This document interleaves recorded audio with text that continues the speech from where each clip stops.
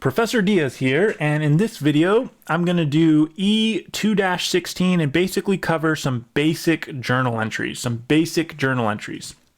I'm going to really go through slow and try to talk through it and explain it so that you can start to get a grasp of the understanding of how this is working and not just memorize the mechanics, okay? Whenever I teach an accounting course, I'm constantly telling people there's two things you need to know. You need to understand the mechanics, like how does it actually work, and you need to understand the theory. Why does it work the way it works, okay?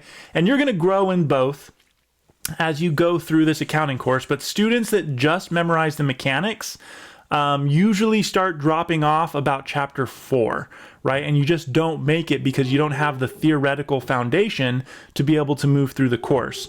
I really want you to both understand the mechanics, which is how to do the problems, but also to understand the theory. So I'm going to go through this problem slowly and explain both the mechanics and the theory. Okay, so this is, in case you want to follow along, exercise 2-16, and I've just taken the basically the transactions over here and thrown them onto my iPad so that I can read them off and we can go through them. Okay, here's the date, July 2nd, 4th, 5th, so we'll refer to the different transactions by their date. On July 2nd, and the way, again, you want to notate a journal entry then is we'd go ahead and say 7-2, 7 for July, 2, July 2nd. On July 2nd, the company, and again, all of these transactions are from the perspective of the company, right? So the company received a $14,000 contribution from Brett Lawrence, the owner, in exchange for capital or equity, right? So this is the first transaction in this business. And usually when any business gets started, you need to start with an equity contribution, right? Because that's the first thing you do is you put money into a bank account and then the business has some money to buy things and do its business, right? So whenever I do a journal entry, especially in the beginning, I ask myself the first question is there any cash in the transaction? Because not all transactions have cash. I hope we get to one in this example that doesn't, but we got to ask, is there any cash in this transaction? And the answer is yes, there is, right? $14,000. And my next question is, did we receive cash or did we pay cash? Now we know assets equals liabilities plus equity, that assets go up with a debit and down with a credit. And cash is probably the quickest one you'll get familiar with in your mind. Cash always goes up with a debit, right? So received $14,000 cash means we had cash go up. So we know right off the bat, before we do anything else, we can debit cash. So let's do that. Cash, $14,000. Now, the question is, what goes on the other side of this journal entry? You know, I'm going to give myself just a little bit more room. Cash, 14,000. Okay, what goes on the other side? Well, it's an exchange for capital. So we've got the asset going up, and we've also got the equity going up, right? And so we would go ahead and write capital or equity. I actually, to be honest, can't remember exactly how this book has you write it, but let's go ahead and say capital. That could also be equity depending on what accounting text you're using. So that would be for 14,000. Now, it's important to remember that journal entries always need to balance, right? Whatever you do on the debit side, you have to do on the credit side. Whatever you do on the credit side, you have to do on the debit side. That's rule number 1 for accounting. So let's go ahead and put a check mark there, know that we did that one, and go on to the second one. Paid utilities expense of $370. Okay, first question, is there cash involved? It doesn't say we paid it with a credit card.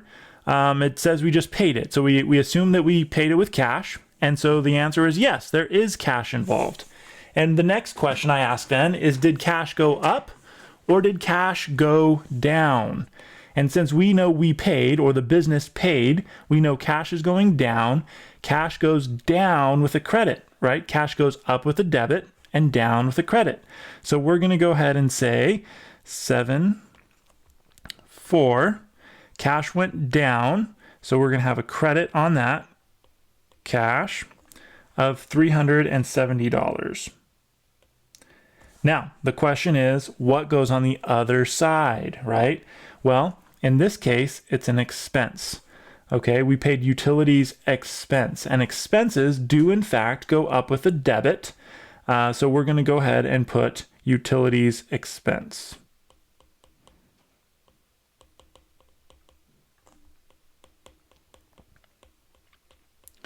And we're going to debit that for $370. So this is 2 journal entries. We've started with asking the question, is there cash? Then we've said, is cash going up or down? We start with what we know and we go from there. So we'll go ahead and check that one off. Number 5, purchased equipment on account. Ooh, this is a little bit trickier, okay? First question, is there cash? Is there cash? The answer is no. How do I know that? Because it says we purchased the equipment on account. That means we got a little loan from them. That means we just said, hey, charge it to my account and I'll come pay you later, right? So we didn't actually pay them. We just have what's called accounts payable, right? We owe them the money. But we did get the equipment, which is an asset, and we owe them money, right? So we've got 2 things. We know we got the equipment. That's an asset. The asset went up. So let's start there. So 7.5, we have equipment.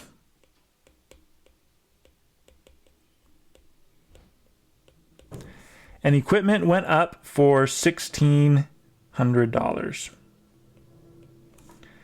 Then, if we bought it for cash, we would say cash, but we know that's not the case, right? Because we bought this on account. So what's going up or down? Well, we have the account, and that's a liability, and it's going up. Liabilities go up with the credit, so that makes sense, right? So we're going to put accounts payable. And I'll notate AP with A-P, or sometimes I'll just put AP. But that's accounts payable, and it goes up for $1,600. Okay? Now we've done that one. July 10th, let's do another. Performed services for a client on account. Okay, first, is there cash? Is there cash? The answer is, well, it's $2,900. Did we get that money? No, we did not.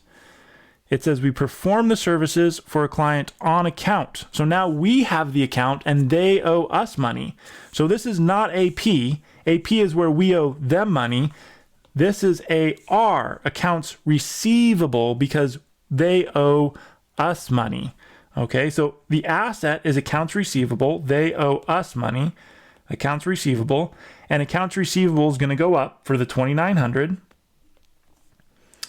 And revenue is the other side of this, because we perform services, right? We earned an asset, the accounts receivable, and there's nobody else that has a claim to that asset except us. We earned that money, and so our equity goes up, our capital goes up with revenue. So we're going to go ahead and record service revenue, or revenue, and record that for $2,900. Check. Let's keep going down a little bit here. Borrowed $7,100 cash, signing a note payable. Is there cash? Well, yes, there is, right? It says we borrowed that much cash. So let's go ahead and start with what we know. We borrowed cash, $7,100, and this is on 7/12. So we'll say 7/12 cash. $7,100 goes up with a debit, and we signed a note payable. So that's a loan. Did we earn that cash? No, we didn't. So there's not going to be an equity account. This is a liability, right? And so the account is notes payable. So I like to signify that with NP, notes payable, $7,100. Okay, let's keep going. The owner, Brett Lawrence, withdrew 200 cash from the business. Withdrew 200 cash from the business. First question, is there cash? Yes. Is it going up or down? Well, remember, we're doing the books of the business. So from the business perspective, it's going down. The owner's perspective, it's going up. He got cash, but the business lost cash. The business had cash taken out. So on 7/19, we know we're going to have a credit to cash because cash is going down for 200. And it's a withdrawal, right? This is owner withdraw or withdrawal. And account names don't matter a ton. When you're doing the homework online, you do need to make sure you use the right account name.